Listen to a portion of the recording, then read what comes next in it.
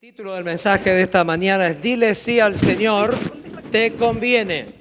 Tremendo, ya con ese drama ni hace falta la predicación, pero es importante, porque yo creo que ustedes entendieron.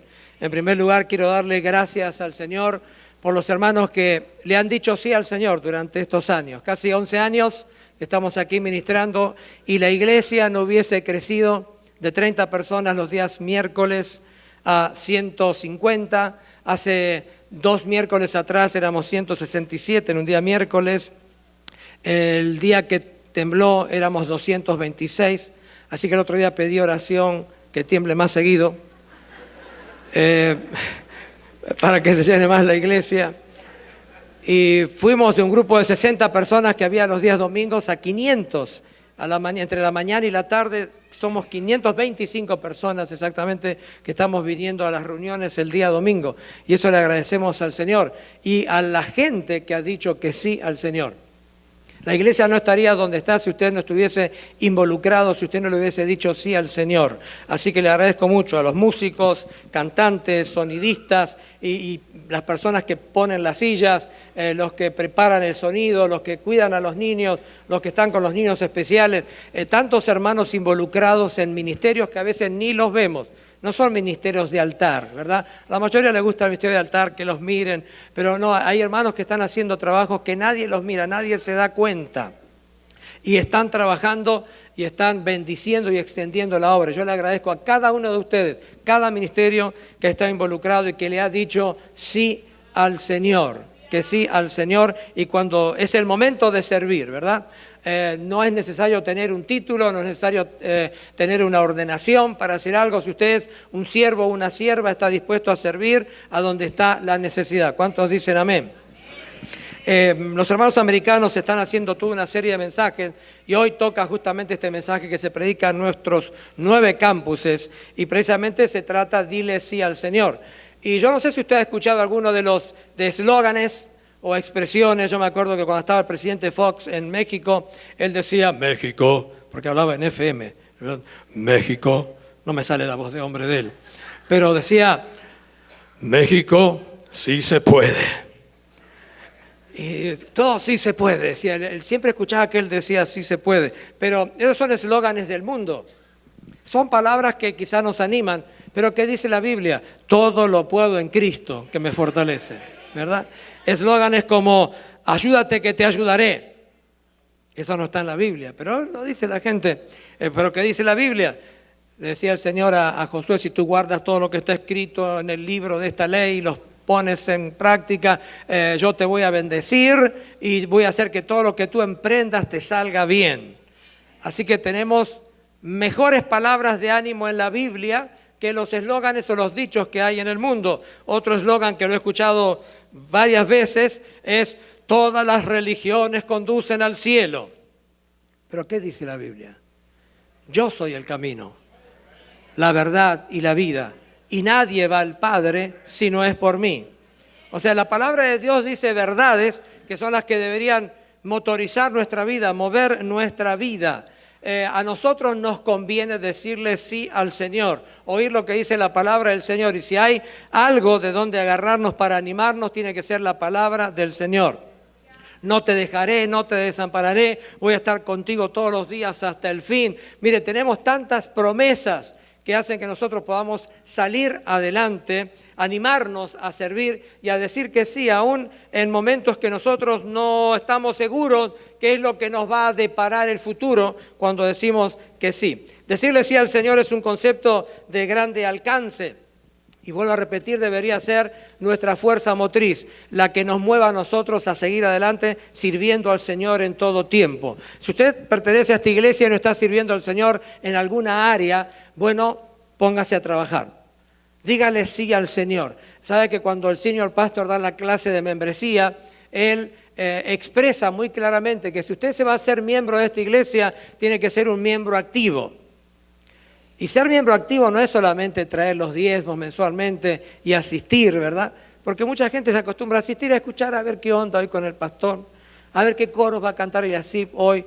No, la idea es involucrarnos para ser parte de este cuerpo. Decimos que somos cuerpo de Cristo. ¿Cuántos lo creen? Hoy compartía con los hermanos lo que el Señor dijo una vez. Jesucristo dijo, ustedes van a hacer cosas más grandes de las que yo he hecho. Yo digo, ¿cómo? Me preguntaba siempre cómo puede ser que vamos a hacer cosas mayores que las que el Señor hizo si Él es el Hijo de Dios. Él resucitó muertos, sanó a enfermos, liberó endemoniados. ¿Cómo puede ser que nosotros hagamos cosas más grandes que las que el Señor hizo? Pero es sentido común. El Señor dijo, es necesario que yo me vaya porque si yo no me voy, el Espíritu Santo no va a venir.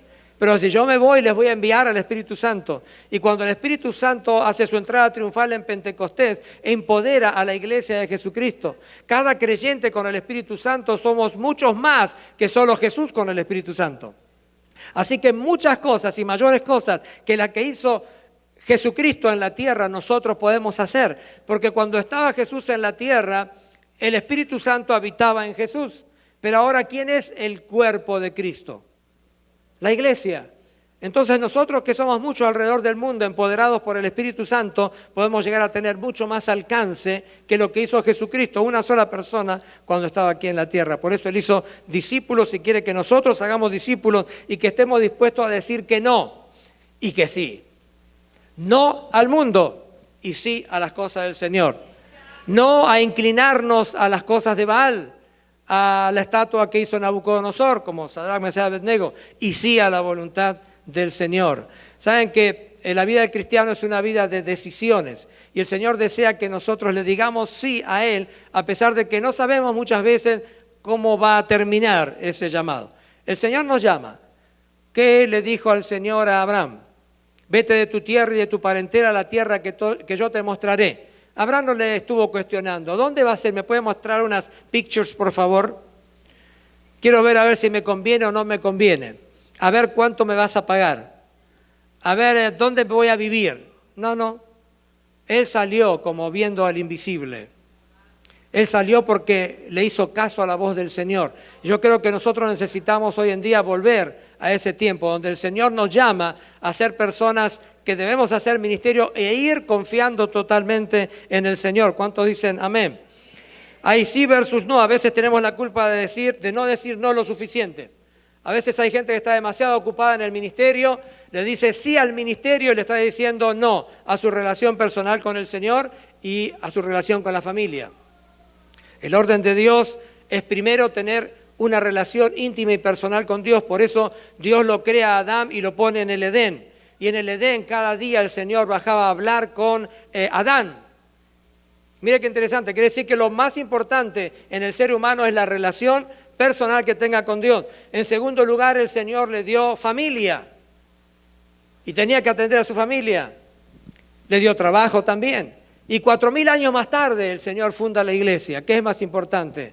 ¿La iglesia o mi relación personal con el Señor? ¿La iglesia o mi relación con la familia?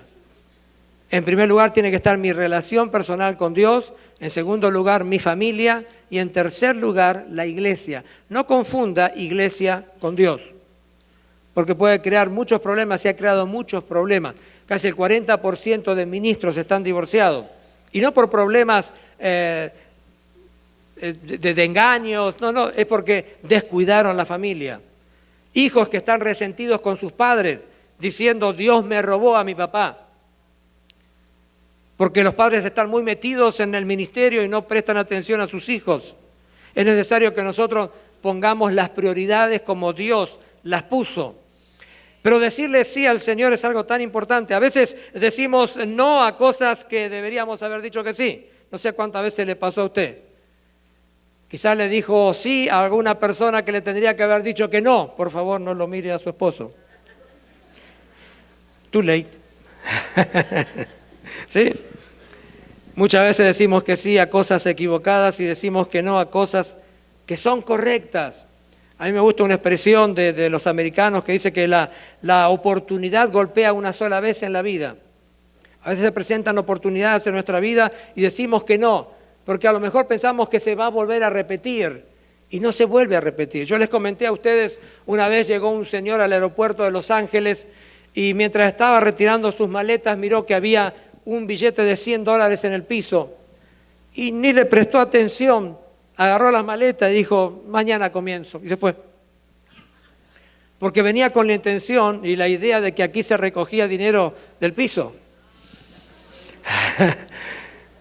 Entonces no le prestó atención a esos $100. Si usted mira 100, ¿qué hace? Se tira un clavado.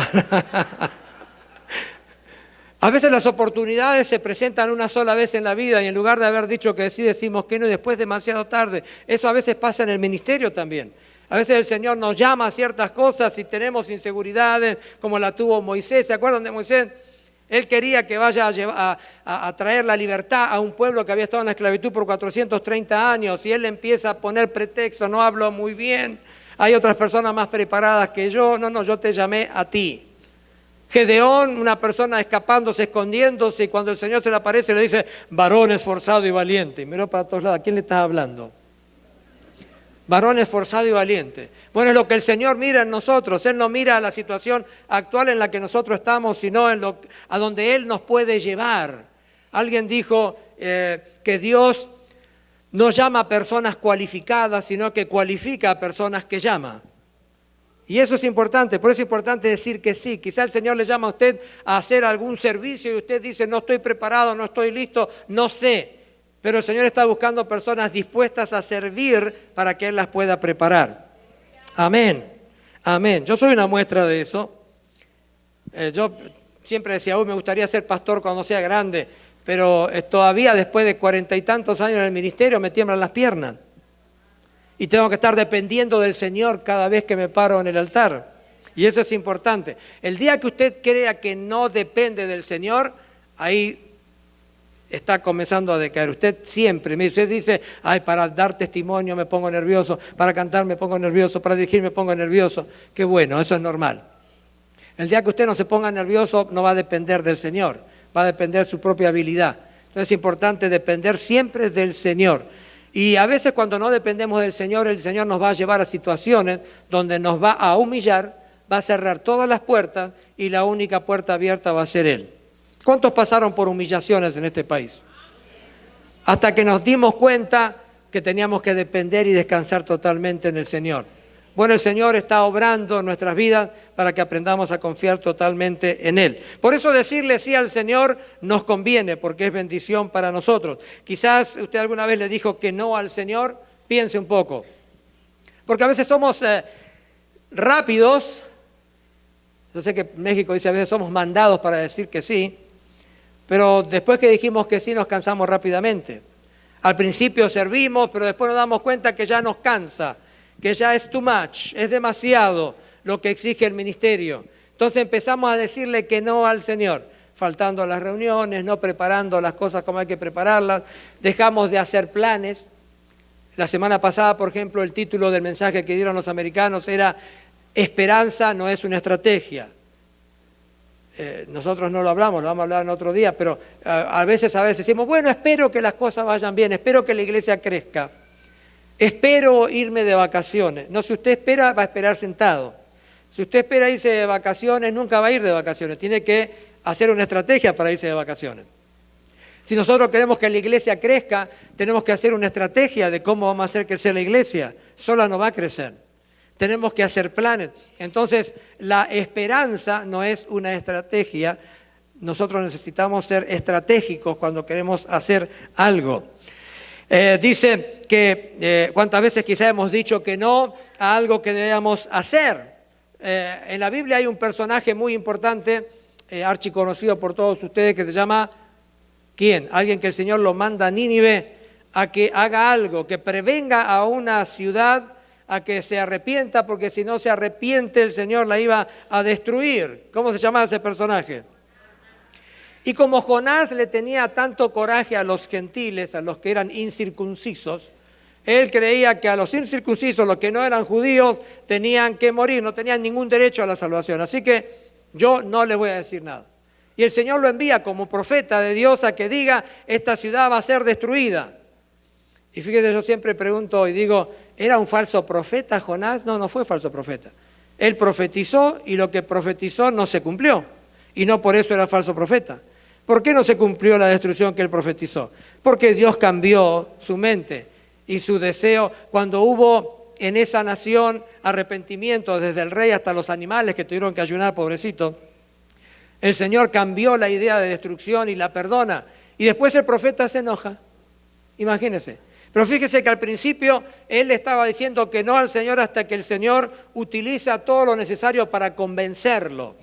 ¿Cuántos de ustedes quizás están en ese proceso? Usted está pasando por un momento de dificultad y es simplemente Dios tratando de convencerle a usted de que se rinda totalmente a Él, de que le diga que sí de una vez por todas. A lo mejor Dios tiene un propósito específico para su vida, pero usted le está huyendo a esa responsabilidad. Es tan tremendo hoy en día.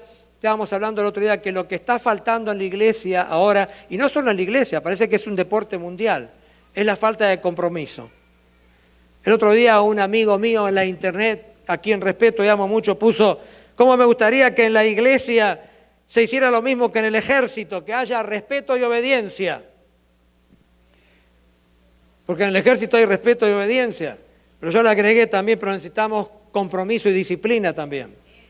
Necesitamos compromiso y disciplina, tiene que ser algo intencional. Yo tengo que tomar la decisión de serle fiel al Señor, tengo que tomar la decisión de serle fiel a la iglesia, de serle fiel a ese cuerpo local que está reuniéndose junto conmigo, ser fiel al ministerio donde el Señor me puso para servir. Usted cuando se casó tomó la decisión de serle fiel a su esposo, de serle fiel a su esposa, hasta que la muerte nos separe, ¿verdad? Ninguno dice amén. Miren. Sin vergüenza. Oh, no, mire. ¿Sabe qué? Pero ¿se acuerda usted? Que usted dijo, le voy a ser fiel hasta el final. Y usted no es que no comete adulterio porque no se le presenta la oportunidad, sino porque usted hizo un pacto de respetar a esa mujer, de respetar a ese hombre, hasta que la muerte los separe. De amar, de estar en las buenas y en las malas, en enfermedad y en salud, en pobreza y en riqueza. Algunos cuando se casan ya dicen hasta que el dinero nos separe. Y no es así, no es así. En la iglesia tenemos falta de compromiso y lo que necesitamos es no solamente respeto a las cosas del Señor, sino tomar la decisión de ser obedientes a lo que está escrito en la palabra, intencionalmente comprometerme y luego tener la disciplina, de tener esas disciplinas diarias como cristianos, disciplina de asistir a la iglesia. ¿Sabe que nosotros no inventamos eso de faltar a la iglesia? Ya en la Biblia está escrito, no dejando de congregarnos como algunos tienen por costumbre. Eso me tranquilizó porque nosotros no lo inventamos. Desde el principio, hace 2000 años atrás, ya había hermanos que faltaban al culto. Miren, entonces fue necesario que quede plasmado en las Escrituras. Miren, aquellos que están acostumbrados a faltar a la iglesia, no lo hagan, sean disciplinados, sean agradecidos, festejen cada domingo la resurrección del Señor, la vida eterna. Por eso se reúne el primer día de la semana desde que el Señor resucitó. Nosotros guardamos el Shabbat, pero el Shabbat no es sábado. El Shabbat para nosotros es Jesucristo, porque Él es nuestro reposo. Desde que usted entregó su vida al Señor, usted ya está en el Shabbat. Está descansando en el reposo de la salvación de nuestro Señor Jesucristo. ¿Cuántos dicen amén? Es importante que nosotros digamos sí al Señor porque nos conviene. Cuando le decimos sí al Señor tenemos buenos resultados. En primer lugar, si usted está escribiendo, número 1, cuando nos sometemos a la voluntad de Dios, cuando decimos sí al Señor, nos estamos alineando a su voluntad. Nos alineamos a su voluntad. Jesús, en Lucas capítulo 22, 42, Él está en Getsemaní, se queda solo con los discípulos, les dice, muchachos, mi alma está triste hasta la muerte. ¿Serían capaces, por favor, de acompañarme a orar? Entonces los deja a los discípulos ahí, Él va unos pasos adelante, se arrodilla y comienza a orar. Y el Señor estaba sufriendo en ese momento. Yo no sé lo que sentiría, sería tremendo. Yo una vez soñé, yo lo compartí con ustedes, sentía en el sueño que estaba en un estadio de fútbol, estaba lleno, había no sé 40.000, 50.000 personas. No necesariamente jugaba Perú y Argentina, pero estaba ahí en un estadio de fútbol. ¿Y cuál era el acontecimiento importante en ese día en el estadio de fútbol? En el sueño, me iban a matar. ¡Qué sueño más feo! 40.000, 50.000 personas mirando mi muerte. Y yo decía, pero ¿no hay alguna manera de que me perdonen? Si esta gente a mí me conoce, ¿por qué me van a matar? Bueno, alguno de ustedes dirá ahí porque eres argentino. No. ¿Por qué me van a matar? Pero les aseguro que yo sentía la muerte. Pude sentir cuando van a matar a una persona. Qué bueno que me desperté antes. Yo me toqué a ver si no tenía cortado por algún lugar. Pero me desperté todo sudado porque sentí la muerte. Y digo, Señor, ¿qué habrás sentido tú en Getsemaní cuando él sentía tanta presión que dice que sudaba gotas como de sangre? ¿Qué presión que tenía? Aún en la cruz, literalmente y científicamente, el corazón del Señor reventó. Por eso se mezcló el agua con la sangre cuando lo hincan en el costado. Y eso es científicamente comprobado. Qué presión que estaba pasando el Señor, que de repente cuando se da vuelta, mira que los discípulos a quien le dijo, muchachos, acompáñenme, por favor, velen conmigo, se durmieron 2 veces. Dice que un ángel tuvo que bajar del cielo para fortalecerle. Qué bueno que aún en los momentos más difíciles de nuestra vida, si no hay gente alrededor que nos esté fortaleciendo, el Señor va a enviar a algún ángel ministrador para traernos confort, consolación. Él va a utilizar algo sobrenatural para traernos descanso en los momentos de más tormento de nuestra vida. Y aquí el Señor está orando, tratando su carne de no pasar por ese momento tan difícil de la muerte, de maltrato, de desprecio, de rechazo. Y le dice, Padre, si es posible, pasa de mí esta copa. Como diciendo, no habrá alguna otra manera de salvar a esta gente. Y su carne estaba diciendo, pasa de mí este cáliz, no quisiera yo pasar por todo esto, es demasiado para mí. Pero él finalmente dice, pero no sea hecha mi voluntad, sino tu voluntad. Él se sometió a la voluntad del Padre. Él le dijo que sí al Padre en algo que en ese momento, aunque él sabía todo lo que iba a suceder, su carne no quería. Qué tremendo ejemplo para nosotros. Cuando se trata de servir en el ministerio, a veces hay áreas que no nos gusta servir, cosas que no nos gusta hacer, tiempos que no nos gustaría levantarnos para orar o para leer o para visitar a alguien, como mirábamos aquí. Esta hermanita esperando ir a las naciones. Mire qué bonito. Y mientras todas las personas alrededor esperando que alguien le visite, que alguien vaya a la cárcel, que alguien les evangelice, estaba esperando. Qué bien que actuaron, ¿eh? Ustedes, menos mal que no hay ningún representante de Hollywood acá. Si no, se la llevan. Pero qué verdad. A veces creemos que no, el Señor me llama a cosas grandes. Pero ¿cómo vamos a imaginarnos estar predicando en grandes estadios si no le predicamos a una persona en el trabajo? ¿Verdad? ¿Cómo nos imaginamos nosotros alcanzando el mundo para el Señor si no somos capaces de contar nuestro testimonio a alguien que está ahí cerca? Así que en primer lugar, nosotros nos alineamos a la voluntad del Señor cuando le decimos que sí a Dios. Seguimos más adelante. A veces el Señor nos dice que hagamos algo y decimos, Señor, ¿no habrá un camino diferente o una manera diferente de hacer las cosas? Por algo la Biblia dice que tenemos que nosotros tratar de tener la mente de Cristo, aunque la Biblia dice algo muy importante. Dice que tenemos que renovar nuestra mente. En Romanos 12, ¿cuántos lo saben?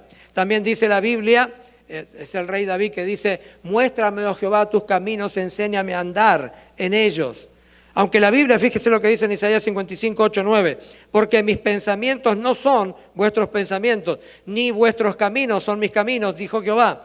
Porque como son más altos los cielos que la tierra, así son mis caminos más altos que los vuestros y mis pensamientos más que vuestros pensamientos. Pero aunque los pensamientos y los caminos del Señor sean mucho más altos que los nuestros, no dice la Biblia que nosotros no podamos pensar como Dios o caminar los caminos de Dios. Si nosotros renovamos nuestra mente, podemos tener la perspectiva de Dios, podemos pensar a la manera de Dios, podemos someternos a la voluntad de Dios. Aunque los caminos del Señor sean más altos que los nuestros, podemos decirle como David, Señor, muéstrame tus caminos y enséñame a andar en tus sendas. ¿Cuántos dicen amén? Aunque nosotros quizás no entendamos los caminos del Señor ni los pensamientos del Señor. Por naturaleza nuestra voluntad está quebrantada, es pecaminosa, nuestra voluntad es egoísta, engañosa, celosa, envidiosa, odiosa. Ninguno levante la mano.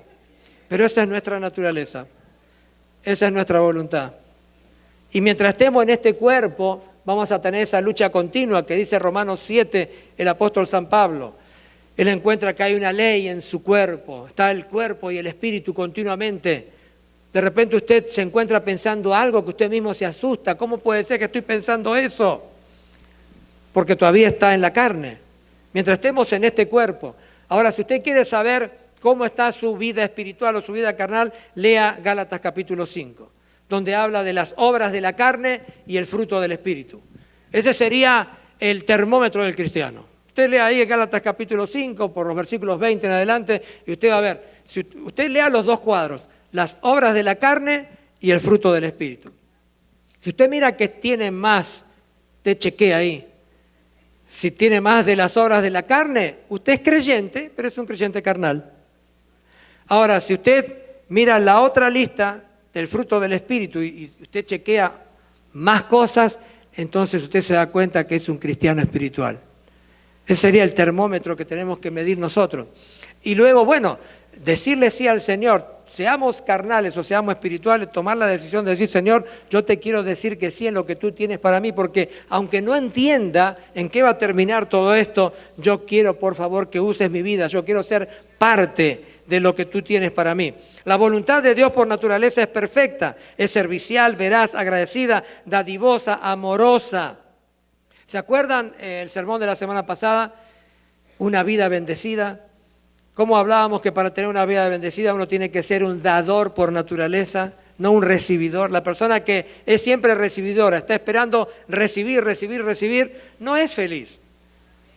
Se pone contento o contenta por un momento, pero la persona que aprende a dar es la persona más feliz porque es bienaventurada. Una persona 7 veces feliz. Aquí lo que Jesús estaba haciendo en la oración, cuando Él decía, no se haga mi voluntad, Él se estaba queriendo alinear con la voluntad del Padre, aunque su carne no quería pasar por el sufrimiento. ¿Para cuántos de nosotros nos cuesta madrugar y llegar aquí a las 11:15 de la mañana? Cuando comienza el culto, ¿verdad? Algunos todavía siguen llegando tarde, miren, aunque empezamos 15 minutos más tarde. Otros ya sufren demasiado porque tienen que estar a las 10 en la escuela dominical. Y yo siempre veo que los que más cumplen son los que vienen a las 9, a la reunión de discipulado. Están firmes ahí, ellos sí que madrugan. Y les felicito por eso. ¿Se imagina qué diferentes serían nuestras vidas si nosotros nos alineáramos a la voluntad de Dios y no a nuestra voluntad? ¿Se imagina si nosotros, como dije anteriormente, tuviéramos compromiso, respeto, obediencia, disciplina? ¿Qué diferentes serían nuestras vidas? Yo pienso en mí mismo. Necesito aprender a ser una persona más disciplinada. Yo antes hacía ejercicio, hay tiempos que me cuido. Y de repente, como el otro día fui al médico el lunes pasado, me dice, te subieron los triglicéridos a 400 y algo. Los tenía 200, estaba contento, pero... y le digo, doctor, es que me cansé de tomar remedio por 24 años. Porque cansa. ¿Cuántos están tomando remedios y cosas? A algunos les encanta, no sé, pero a mí no me gusta andar tomando pastillas. Y al final me dice, do whatever you want. Así me lo dijo el hindú. If you don't take care of yourself, ¿verdad? Y bueno, pero me hizo pensar. Y a veces, me hago el disciplinado. Si vamos a cuidarnos en las comidas, vamos a hacer ejercicio, vamos a orar a tal hora, vamos a leer la Biblia a tal hora. Y después se va. No sé a cuánto les pasa eso. ¿O son todos disciplinados acá? Pensé que era el único.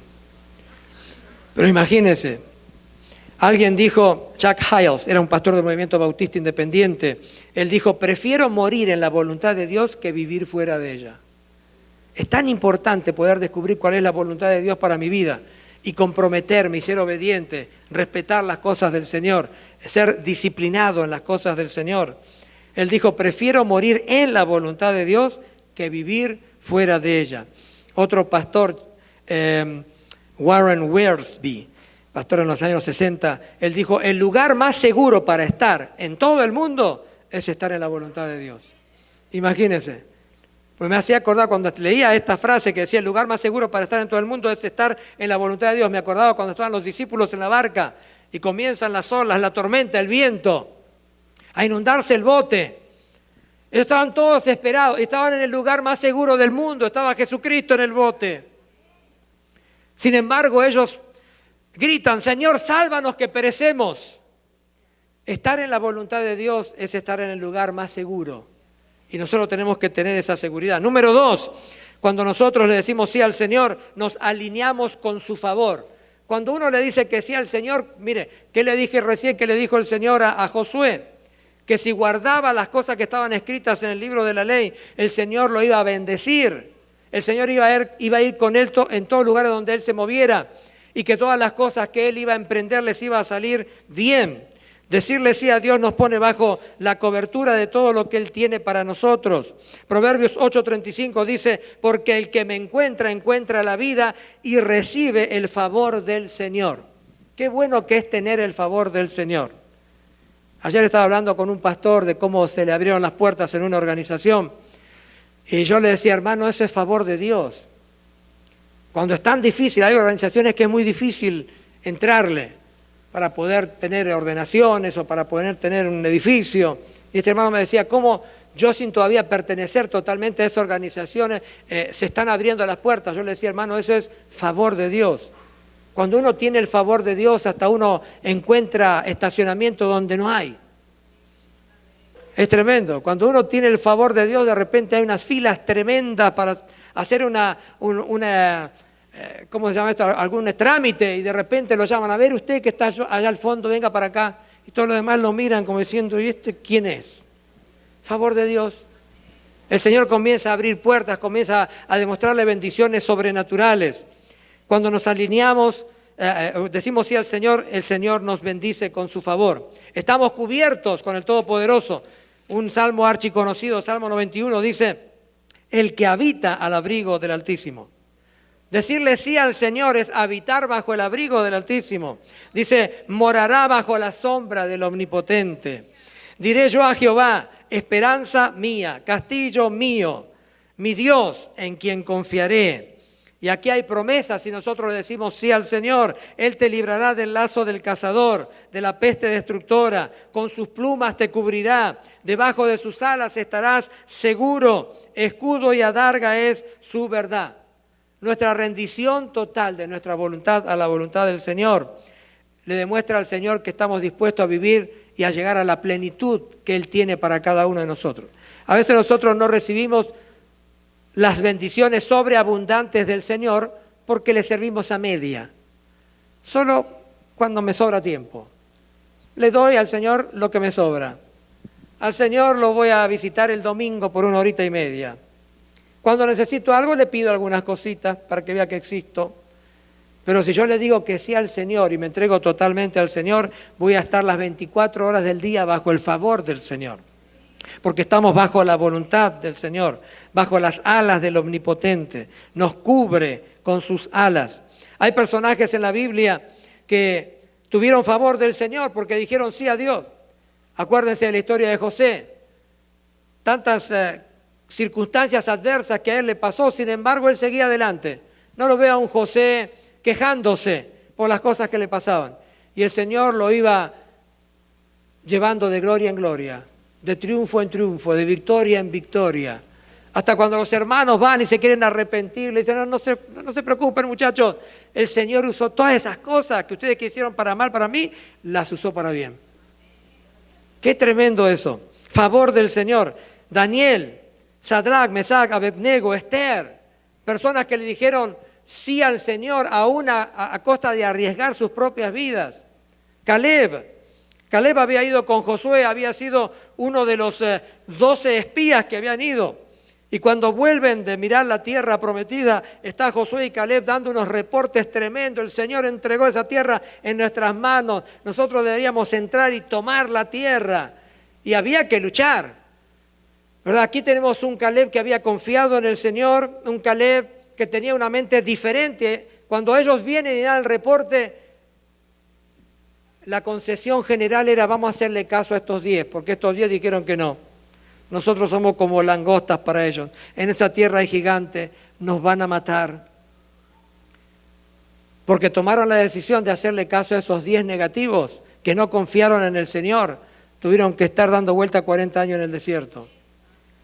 Pero fíjese qué interesante, que ese Caleb, dice la Biblia, que tenía un espíritu diferente. Fíjese lo que dice en Números 14, 24. Pero a mi siervo Caleb, por cuanto hubo en él otro espíritu, decidió ir en pos de mí, yo lo meteré en la tierra donde entró y su descendencia la tendrá en posesión. Mire qué tremendo. Él recibió el premio de entrar a la tierra prometida 40 años más tarde. 40 años más tarde. Porque él permaneció creyendo que iba a llegar.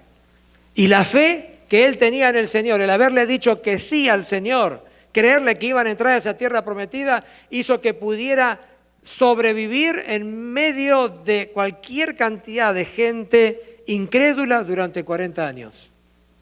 Eso es importante resaltarlo. Puede ser que usted sea el único que tiene fe en la familia. Quizás es el único que dice vamos a salir adelante y todo lo demás, no se puede, nunca voy a aprender inglés, nunca vamos a ser felices, nunca vamos a sentar cabeza, nunca vamos a tener una casa, nunca voy a hacer eso. Y usted a lo mejor dice, sí, vamos a poder hacerlo, vamos a salir adelante. Y usted se mantiene con la fe, porque usted le dijo que sí al Señor y sabe que el Señor quiere bendecirle a usted.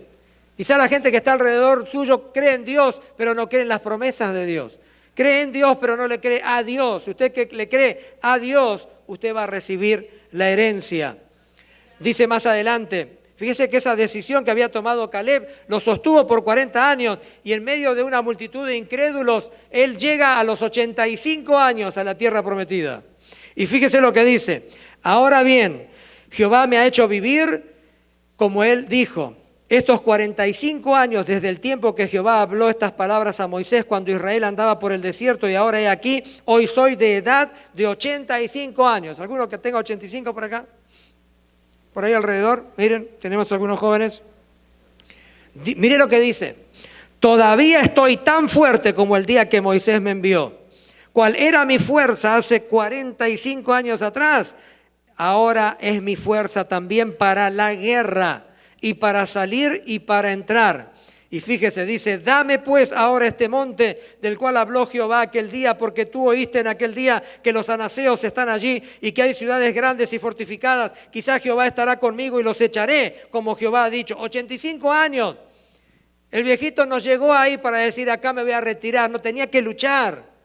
Tenía que batallar y sacar al enemigo de esa tierra. Y dijo, a los 85 años todavía tengo fuerza para ir a guerrear. Gloria a Dios. Entonces, dice, Josué lo bendijo y dio a Caleb, hijo de Jefone, a Hebrón por heredad. Fíjese, le da una heredad, pero no es aquí te la regalé, ya está. No, él tenía que entrar y vencer al enemigo. Welcome to ministry. Algunos creen que, ojalá el pastor Aldo me preparara un grupito y me abriera una iglesita con 100 personas que ya saben diezmar para que me paguen un buen sueldito. Y que sean los menos problemáticos, que nunca haya problemas, que digan que sí, todo lo que... Entonces, qué lindo abrir una iglesia sin problemas. Bueno, no es así la realidad.